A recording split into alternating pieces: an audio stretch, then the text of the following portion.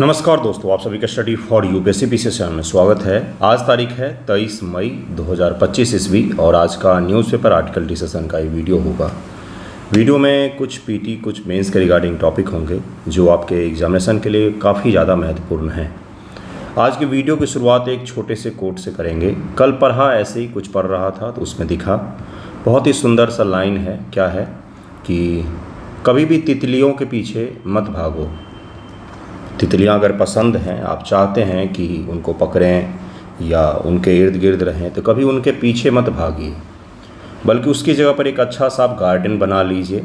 एक अच्छा सा गार्डन, कुछ पेड़ पौधे लगा लीजिए, तो तितलियां अपने आप आपके समीप आकर के रहने लग जाएंगी। क्या इसका तात्पर्य है?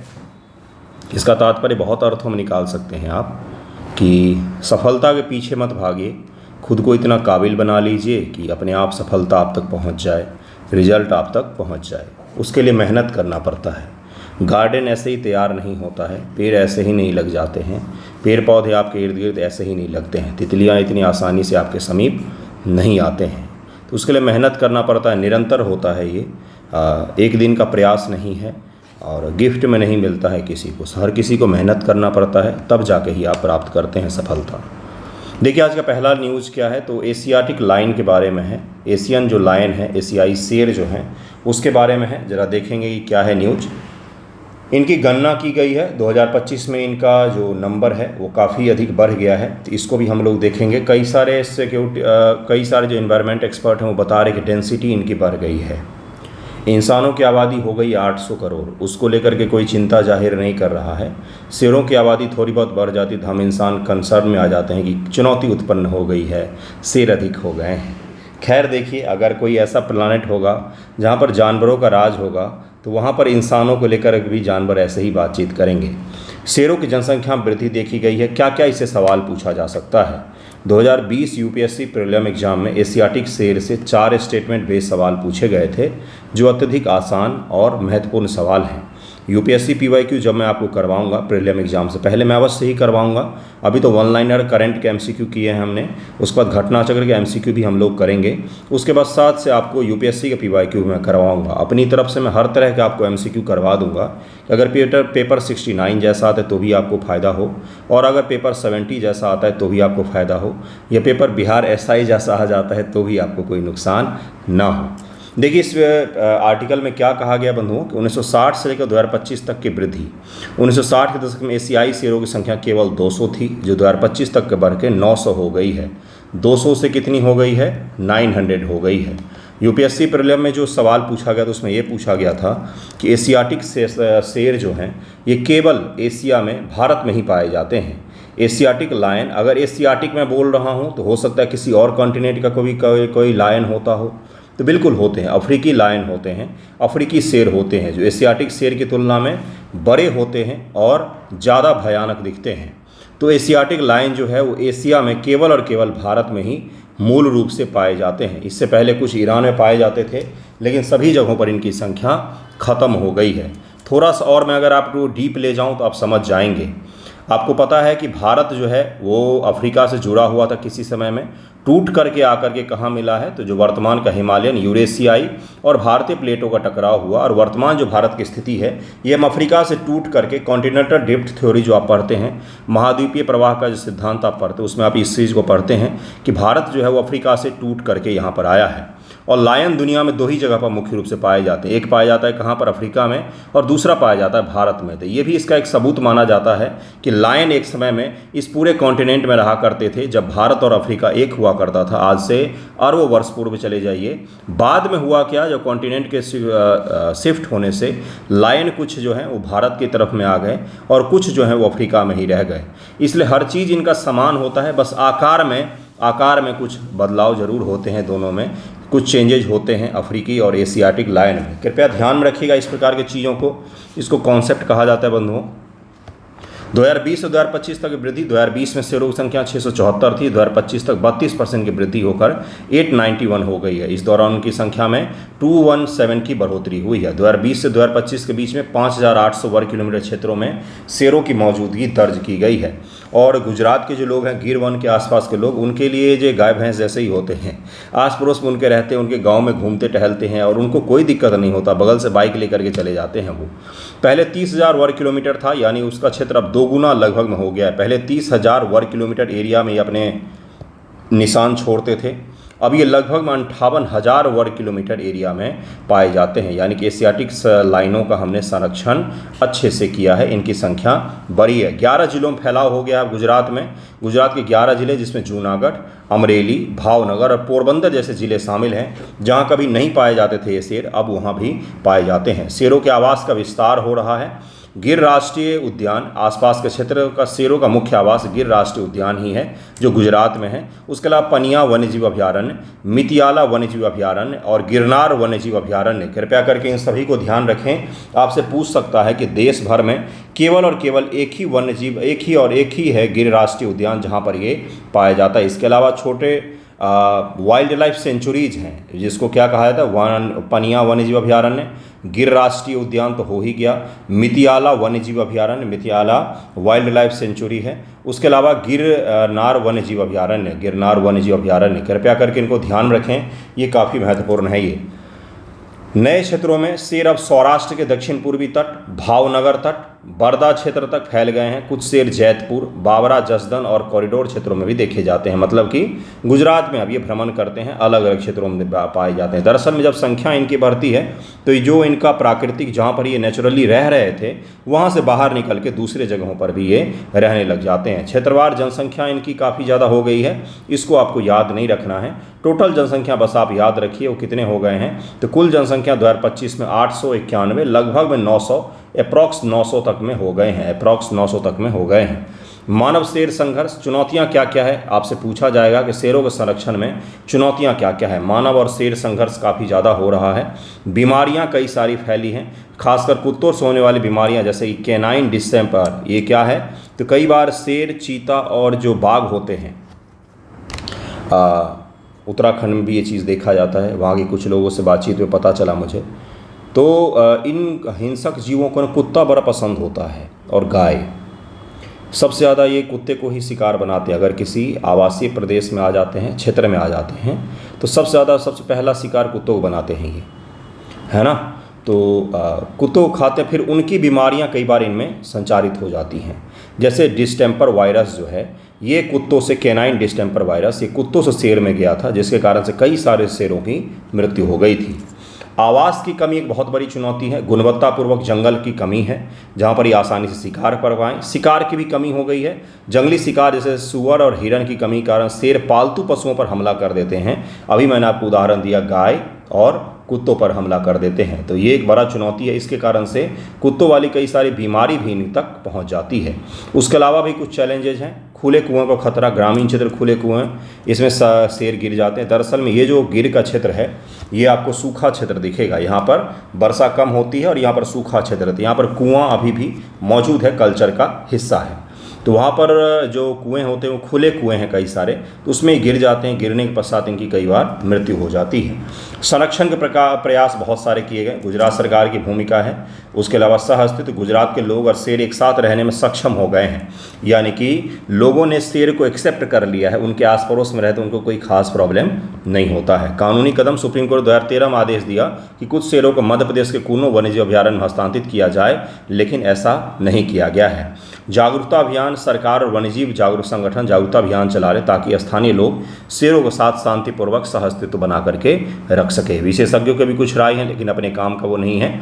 भविष्य के लिए क्या सुझाव है, तो नए आवासों की जरूरत है। इनकी डेंसिटी बढ़ रही है। डेंसिटी का मतलब एक पर्टिकुलर 1 किलोमीटर लंबा, 1 किलोमीटर चौड़ा क्षेत्र, उसमें कितने शेर रह रहे हैं, इसी को कहा जाता है डेंसिटी। अगर अधिक शेर रहेंगे तो एक शिकार के लिए वो आपस में संघर्ष करेंगे, उनकी मृत्यु भी हो सकती है। तो इस कारण से हमें क्या करना चाहिए, नए आवासों की ज़रूरत है। जैसे कूनो एक ड्राई एरिया है, मध्य प्रदेश में है, शिवपुरी डिस्ट्रिक्ट में है, वहाँ पर हम इनको भेज सकते हैं। शिकारों की उपलब्धता से, जंगली शिकारों संख्या बढ़ने से वन संरक्षण पर ध्यान देना होगा। मानव शेर सहअस्तित्व पर ध्यान देना होगा। खुले कुएं को बंद करना पड़ेगा। हाई टेंशन, कई बार ज़मीन पर तार गिर जाते हैं आंधी तूफान में और उनके चपेट में आ जाते हैं ये शेर। IUCN स्टेटस इनका क्या है, तो लुप्त प्राय है, एंडेंजर्ड श्रेणी में है, इनकी संख्या बहुत कम हो गई है, बहुत ही कम हो गई है। अब एशियाटिक शेर के बारे में कुछ चीज़ों के बारे में हम लोग जानकारी प्राप्त करेंगे, क्योंकि एशियाटिक शेर के बारे में ही देखिएगा यूपीएससी प्रीलिम 2020 का पेपर देखिएगा, उसमें आपको दिखेगा कि एशियाटिक शेर के बारे में ही पूछा गया है सवाल।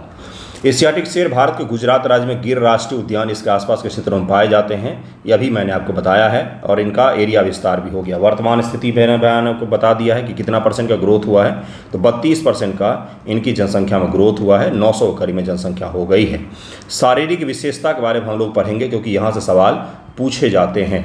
आकार एशियाई शेर अफ्रीकी शेरों से थोड़े से छोटे कद के होते हैं, और जो बाल होता है, देखिए शेर जो होता है उसके गर्दन के आस पड़ोस में बाल होते हैं, जबकि जो शेरनी होती है उसके आस पड़ोस में बाल नहीं होते हैं, गर्दन पर बाल नहीं होते हैं। नर का वजन 160 से 190 किलोग्राम तक होता है, मादा का 110 से 120 किलोग्राम तक वजन होता है, 110 से 120 किलोग्राम तक होता है, और ये झुंड में रहना पसंद करते हैं। ऑयल, नर एशियाई शेरों की ऑयल अफ्रीकी शेरों की तुलना में कम घनी होती है। अभी मैंने आपको बताया अफ्रीकी शेरों के जो ऑयल होते बाल होते हैं वो ज़्यादा घने होते हैं गर्दन के समीप में, और जो एशियाटिक शेर हैं उनमें कम घना होता है ये। इनका रंग हल्का भूरा से लेकर रेतीला होता है, इन्हें उनके वातावरण में छिपने में मदद करता है। कभी अगर आपने दहाड़ सुनी हो, मैंने दिल्ली जू में इनकी दहाड़ सुनी थी, यकीन मानिए अद्भुत होता है वो एक्सपीरियंस। सामाजिक जीवन, एशियाई शेर झुंड में रहते हैं, जिसमें आमतौर से 2 से 3 नर होते हैं, कई मादाएं और बच्चे होते हैं। अभी मैंने आपको बताया कि झुंड में रहना पसंद करते हैं। ये सब बिहेवियर पूछा जाता है गुरु, ये पूछा जाता है प्रीलिम एग्जाम में कि क्या ये झुंड में रहना पसंद करते हैं या अकेले रहना पसंद करते हैं। शिकार पता ही है, रात्रिचर, रात्रि में भी सक्रिय होते हैं। IUCN स्टेटस भी मैंने बता दिया, खतरे भी बता दिया, संरक्षण का प्रयास भी आपको बता ही दिया है। नेक्स्ट टॉपिक पर हम लोग नेक्स्ट जो है टॉपिक वो एक आर्टिकल आया हुआ है जिसके बारे में हम लोग पढ़ेंगे। दरअसल में अशोका यूनिवर्सिटी जो है उसके एक प्रोफेसर हैं अली खान, उनके ऊपर कुछ आरोप लगाया गया और सुप्रीम कोर्ट ने उनको जमानत भी दे दी है, उनको अरेस्ट भी कर लिया गया था। हुआ क्या है पूरा केस, तो उन्होंने कुछ बयान दिया था। उन्होंने बयान ये दिया था कि भारत सरकार ने जो जनरल कुरैशी हैं जो सेना की तरफ से आ रही थी और सिंह हैं, उनके बारे में उन्होंने बोला था कि ठीक है आप मुस्लिमों को यहाँ पर स्टेज पर आगे कर रहे हैं प्रवक्ता के रूप में, लेकिन बाकी देश में माइनॉरिटीज़ की स्थिति अच्छी नहीं है। इसी तरह का उनका कुछ बयान था। कई सारे लोगों को विवादास्पद लगा, कई सारे लोगों ने समर्थन किया। अपना अपना विचार होता है, मेरा क्या मत है, मेरा कोई मत नहीं है, हर चीज़ पर अपना मत देना नहीं चाहिए। सुप्रीम कोर्ट ने भी बोला कि ये एक तरह से प्रचार प्रसार के लिए इस तरह के बयान दिए जाते हैं, विवादास्पद बयान दिए जाते हैं। उसके पश्चात सुप्रीम कोर्ट ने उनको जमानत दे दिया, अग्रिम जमानत स्वीकृत कर दी, उनकी जमानत दे दिया उनको। एक छोटा सा कमेटी भी बना दिया जो जांच करेगा कि उन्होंने क्या बयान दिया है क्या नहीं। उसके पश्चात से एक चीज़ चर्चा में आ गया कि सुप्रीम कोर्ट भारत में नागरिक स्वतंत्रता यानी कि सिविल लिबर्टीज जो है उसका रक्षक कैसे है, कैसे नागरिक स्वतंत्रता की रक्षा करता है सुप्रीम कोर्ट। आपसे सवाल पूछा जा सकता है कि हाल ही में देखा गया है कि सुप्रीम कोर्ट नागरिकों के जो अधिकार होते हैं उसके रक्षक के तौर पर उभरी है। आज की नहीं उभरी है, आज़ादी के पश्चात से उभरी है।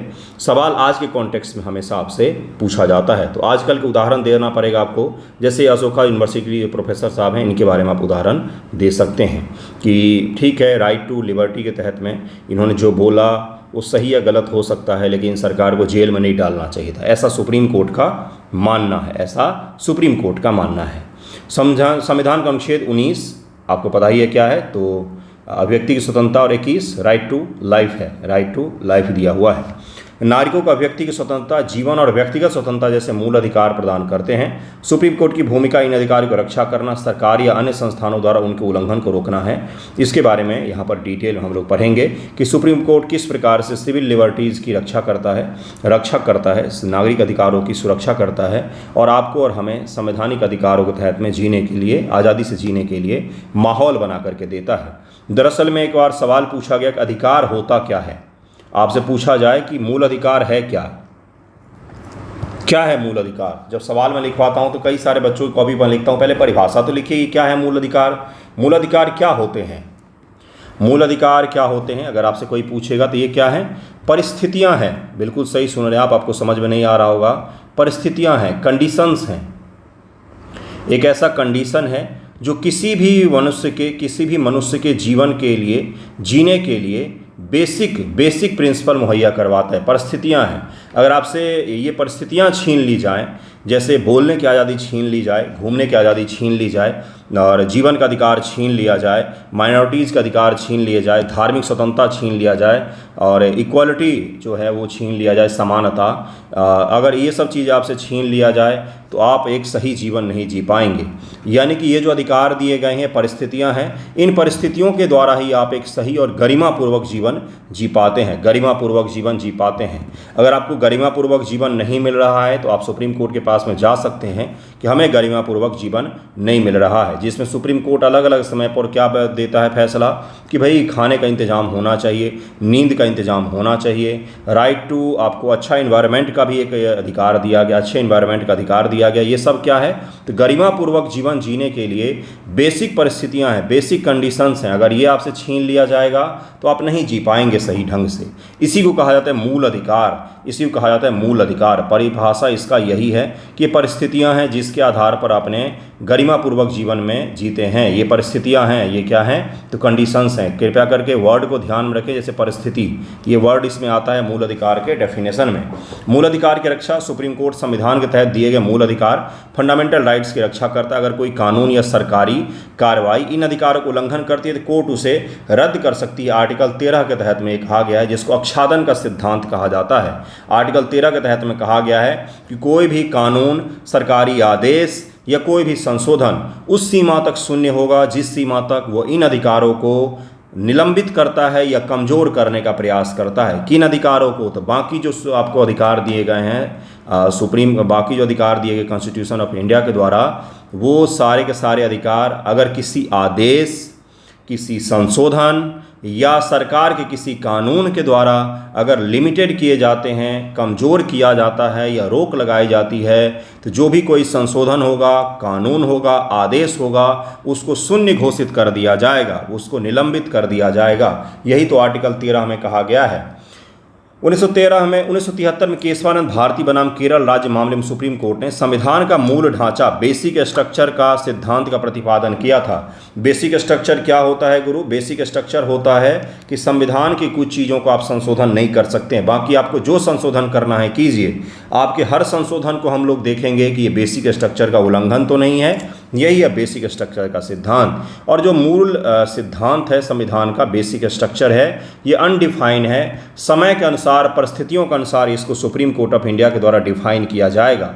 यानी कि बेसिक स्ट्रक्चर के सिद्धांत के द्वारा सुप्रीम कोर्ट की जो जुडिशियल रिव्यू का पावर है, जो न्यायिक पुनरावलोकन की शक्ति है, वो अनलिमिटेड हो जाता है। वो अनलिमिटेड हो जाता है क्योंकि यहाँ पे बेसिक स्ट्रक्चर को अनडिफाइन रखा गया है। समय के साथ बहुत सारी चीज़ों को बेसिक स्ट्रक्चर का हिस्सा जरूर बनाया गया है।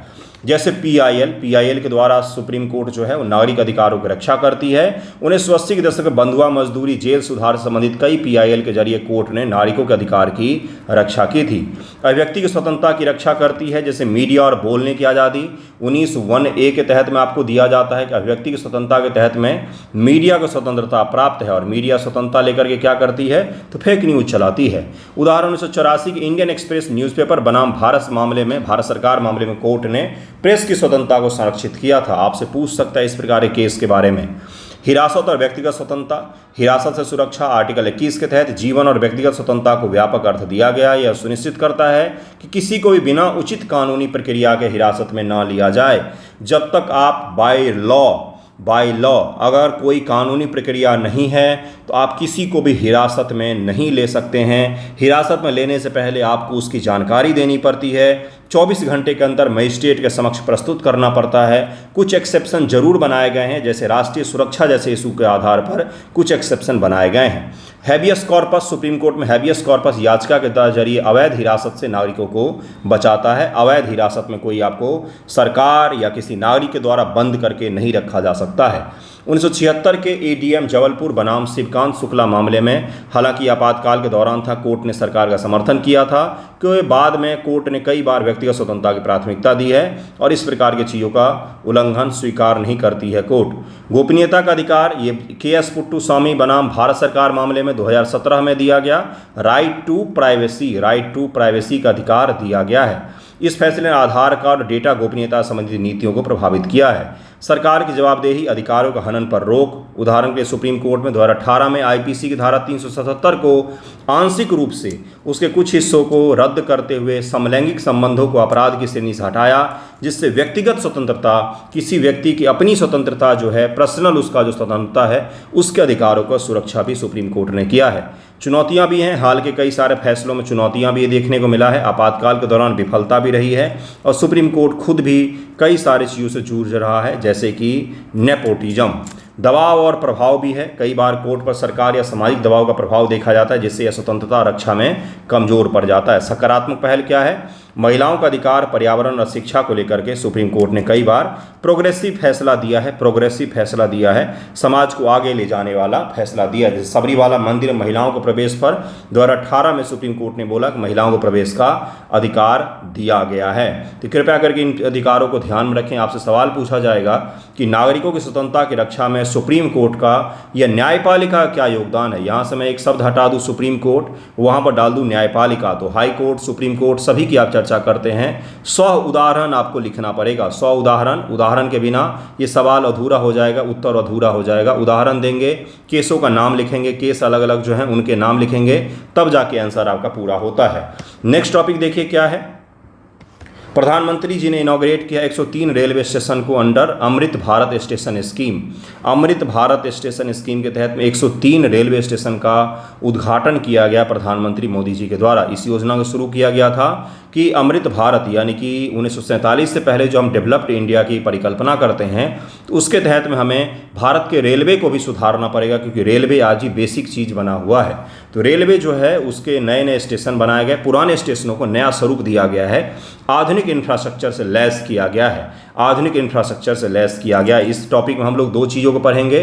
पहले इस न्यूज़ को पढ़ेंगे, फैक्ट को गैदर करेंगे, उसके बाद से अमृत भारत स्टेशन को हम लोग पढ़ेंगे कि क्या है ये योजना, अमृत भारत स्टेशन योजना क्या है। पूछा जा सकता है पीटी मेंस दोनों एग्जामिनेशन में। प्रधानमंत्री ने 103 स्टेशनों का इनॉग्रेशन किया है, 103 स्टेशनों का इनॉग्रेशन किया है, 103 का किया गया है। कृपया करके ध्यान रखें, ये अंक नहीं पूछा जाएगा आपसे। उद्घाटन की तारीख, स्थान कहाँ पर, तो उन्होंने बीकानेर, मुंबई और बीकानेर जम्मू ट्रेनों को हरी झंडी दिखाई। बीकानेर से 103 रेलवे स्टेशनों का उद्घाटन किया उन्होंने। इसमें कहाँ कहाँ के शामिल हैं, तो अलग अलग राज्यों के अलग अलग स्टेशन शामिल हैं, लेकिन उसमें बिहार और केरल से एक एक दो स्टेशन शामिल हैं, एक स्टेशन शामिल हैं। बिहार और केरल से एक स्टेशन शामिल हैं। अलग अलग राज्यों से बहुत सारे स्टेशन को शामिल किया गया है और 1100 करोड़ रुपए का पूरा बजट 103 स्टेशनों पर में खर्च किया गया है। अमृत भारत स्टेशन योजना का उद्देश्य क्या है, तो इसको हम लोग योजना में पढ़ेंगे। योजना की प्रगति यहाँ पर दिया हुआ है, ये चीज़ अपने काम की नहीं है। इसमें काम का क्या है, तो काम का है कि अमृत भारत स्टेशन योजना है क्या, इसके बारे में ज़रा हम लोग डिटेल पढ़ते हैं। आधुनिकीकरण, रेलवे स्टेशन को विश्व स्तरीय सुविधाओं से लैस करना, जैसे लिफ्ट, एस्केलेटर, मुफ्त वाईफाई, बेहतर सूचना प्रणाली, मुफ्त वाईफाई, बेहतर सूचना प्रणाली, प्रतीक्षालय, वेटिंग रूम, शौचालय और छत, इतने सारे चीज़ों से लैस करना, जिससे कोई भी यात्री हो तो उसको ज़्यादा वहाँ पर कष्ट ना हो। स्थानीय संस्कृति को बढ़ावा देना, स्टेशन का डिजाइन स्थानीय संस्कृति और विरासत को दर्शाता है, जैसे गुजरात में रणछोड़ राय जी महाराज से प्रेरित डिजाइन और कर्नाटक में मंदिर वास्तुकला से प्रेरित डिजाइन अपनाया गया है। जो लोकल वहाँ का कल्चर है, जो लोकल चीज़ें हैं, उसको स्टेशन पर उकेरा जाता है। जैसे दरभंगा स्टेशन अगर आप आए होंगे तो आपको पता होगा मिथिला पेंटिंग बहुत सुंदर तरीके से बनाया गया है। पटना स्टेशन के बाहर सम्राट अशोक और बुद्ध की आपको दिखेगा, अद्भुत लगता है लाइटनिंग वो। शहरों का विकास, स्टेशन को शहरों के रेलवे केंद्र के रूप में विकसित करना ताकि स्थानीय अर्थव्यवस्था को बढ़ावा मिले। स्थानीय उत्पादों को प्रोत्साहन, वन स्टेशन वन प्रोडक्ट को भी बढ़ावा दिया जा रहा है कि हर स्टेशन एक वहाँ के लोकल प्रोडक्ट को बेचे, जिसके लिए वो जगह जाना जाता हो। योजना की प्रगति, कुल स्टेशन अब तक 1300 स्टेशन की इस योजना के तहत चुना गया है। पुनर्विकास की स्थिति, 2025 तक 103 स्टेशनों का पुनर्विकास पूरा हो चुका है, जिसमें बहुत सारे स्टेशन को शामिल किया गया है।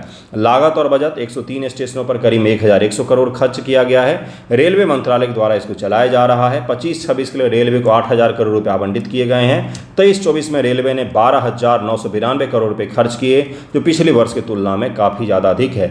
विशेषता और सुविधाएं क्या क्या इसके तहत दी जा सकती है, तो यात्री सुविधा, जैसे स्टेशनों पर लिफ्ट का होना यात्रियों के लिए बेसिक सुविधा है। ये क्यों भाई, क्योंकि सभी तरह के लोग आते हैं स्टेशन पर। और बूढ़े लोग भी आते हैं या फिजिकली चैलेंज लोग भी आते हैं, दिव्यांग जिनको कहा जाता है। तो इस प्रकार के लोगों के लिए लिफ्ट की और एक्सीलेटर की तो सुविधा होनी ही चाहिए। मुफ्त वाईफाई भी होना चाहिए, बिल्कुल सही चीज़ है। बेहतर सूचना प्रणाली भी होना चाहिए। प्रतीक्षालय आपका अच्छा होना चाहिए। शौचालय तो सबसे पहले आप सही करो, क्योंकि रेलवे स्टेशन के शौचालय में जाएंगे तो बीमारी वापस लेकर के आएंगे। इस प्रकार का होता है। रेलवे स्टेशन के आस पड़ोस भी शौचालय जैसी ही स्थिति बन जाती है। छत जैसी बेसिक सुविधाओं को जोड़ा जा रहा है। सांस्कृतिक पहलू के बारे में आपको बताया ही। पर्यटकों के लिए स्टेशन और पर्यटक व तीर्थ यात्रियों के लिए विशेष सुविधाएं दी गई हैं, जैसे बीकानेर मुंबई और बीकानेर जम्मू ट्रेनें जो माता करणी मंदिर तक पहुंच को आसान बनाती है। वहां पर जो बाहर के पर्यटक आएंगे उनके लिए वहां पर एक हेल्पलाइन होगा, जिस पर बातचीत करके अपने यात्रा को आगे का प्लान कर सकते हैं। कोई भी दुविधा होगी तो पूछताछ के लिए एक अलग डेडिकेटेड पर्यटकों के लिए बनाया जाएगा। क्षेत्रीय प्रभाव क्या होगा इससे? जिलों का कवरेज बढ़ेगा, कनेक्टिविटी बढ़ेगी, अर्थव्यवस्था बढ़ेगा, पर्यटन बढ़ेगा। इससे यही तो इसका इम्पैक्ट होगा। 2022 में इसको लॉन्च किया गया था। इसका दीर्घकालिक लक्ष्य रेलवे स्टेशन को आधुनिक और विश्वस्तरीय बनाना है। 1300 स्टेशनों को चुना गया है, जिसमें सभी कुछ स्टेशनों को लॉन्च किया गया। यही है, इस योजना के बारे में जरूर ध्यान रखिएगा। ये पूछा जा सकता है, क्योंकि चर्चा में रहा है तो जरूर ही पूछा जाएगा। नेक्स्ट टॉपिक देखते हैं क्या है। नेक्स्ट टॉपिक है आपका कि नीड ए होलिस्टिक अप्रोच, यानी कि आपको सही और सच्चा अप्रोच लाना पड़ेगा यमुना नदी की सफाई को लेकर के। यमुना नदी आपको पता ही है, यमुना भारत की पवित्र नदियों में इसका नाम आता है, लेकिन कंडीशन बहुत ख़राब है। यमुना नदी के बारे में बेसिक जानकारी हम लोग लेंगे, क्योंकि यहाँ से प्रीलिम एग्जाम में सवाल पूछे जाते हैं। बाकी सफाई के लिए ये लोग सोच ही रहे हैं, सोचते सोचते 5 साल बीत जाएगा। उसके बाद फिर अगले चुनाव में मुद्दा बनाया जाए कि यमुना नदी को हम साफ करेंगे। यमुना नदी उत्तराखंड के उत्तरकाशी जिले में यमुनोत्री ग्लेशियर से बंदर पूंछ इसको कहा जाता है। बंदर पंच भी कई सारे लोग बोल देते हैं लोकल भाषा में, लेकिन बंदर पूंछ की चोटी इसको कहा जाता है। वहाँ से निकलती है, उत्तराखंड के उत्तरकाशी जिले में है ये जगह, वहाँ से निकलती है। यह हिमालय में 6387 मीटर की ऊंचाई पर स्थित है। 6387 मीटर की ऊंचाई पर ये बंदर पूंछ स्थित है। यमुना की कुल लंबाई लगभग 1376 किलोमीटर है। जो लोग 4 धाम की यात्रा पर जाते हैं वो केदारनाथ, बद्रीनाथ, यमुनोत्री और गंगोत्री के दर्शन करने के लिए जाते हैं। तो आप समझ सकते हैं उसी रास्ते में है ये मार्ग। यह नदी उत्तराखंड से निकलकर हिमाचल प्रदेश में थोड़ी सी दूरी तय करती है, बहुत छोटी सी दूरी है। हरियाणा, दिल्ली और उत्तर प्रदेश से होकर बहती है। अंत में यह प्रयागराज, जिसको इलाहाबाद में गंगा नदी में मिल जाती है, जिसे संगम कहा जाता है। दरअसल देश में नहीं, उत्तर भारत में 10 प्रयाग हैं, जिसका राजा कौन है? तो प्रयागराज। क्यों है प्रयागराज राजा? क्यों है? क्योंकि गंगा की सबसे बड़ी सहायक नदी यहाँ पर आकर के मिलती है। अर्थात गंगा की जहाँ जहाँ पर कोई सहायक नदी मिलती है उसको प्रयाग कहा जाता है। जैसे देव प्रयाग, कर्ण प्रयाग आपने सुना होगा, उसी प्रकार से प्रयागराज इसका नाम है, क्योंकि गंगा की सबसे बड़ी सहायक नदी जो हिमालय से निकलती है और गंगा के दाहिने तट से आकर के मिलती है, वो प्रयागराज कहलाता है, जिसे संगम कहा जाता है। प्रमुख शहर यमुना नदी के किनारे बसे प्रमुख शहरों में दिल्ली, आगरा, मथुरा और प्रयागराज शामिल हैं। धार्मिक और सांस्कृतिक महत्व तो आप जानते ही हैं। इसकी कुछ सहायक नदियों के बारे में भी हम लोग देखेंगे। पर्यावरणीय स्थिति को छोड़कर सहायक नदियां देखिए क्या हैं। यहाँ पर तो सहायक नदियां मैं डालना भूल गया हूँ, लेकिन इसके सहायक नदियाँ जो है वो है कौन कौन सी? टोंस, चंबल, हिंडन, बेतवा और केन जैसी जो नदियाँ हैं। टोंस है, चंबल है, हिंडन है, बेतवा है, केन है। ये नदियाँ जो हैं ये इसकी सहायक नदियाँ हैं। इस PDF में डालना मैं रह गया, इस PDF में तो नहीं डाल पाया हूँ मैं। ठीक है, चलिए तो आज का वीडियो यहीं पर एंड करते हैं। सारे टॉपिक मैंने आपको करवा दिए हैं, जो भी आज के इंपॉर्टेंट टॉपिक थे सभी टॉपिक आपको मैंने करवा दिए हैं। Okay, thank you so much आप सभी का वीडियो देखने के लिए।